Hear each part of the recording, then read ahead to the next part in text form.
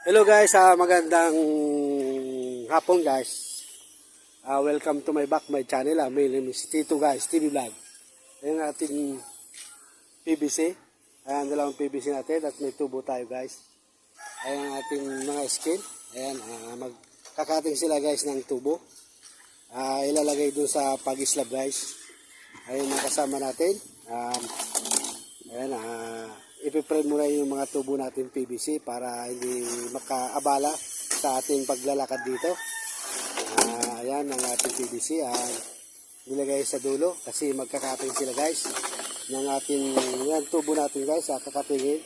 Ilalagay din sa slab kasi maglalagay tayo ng abang. Pati yung steel deck natin ilalagay niya dito.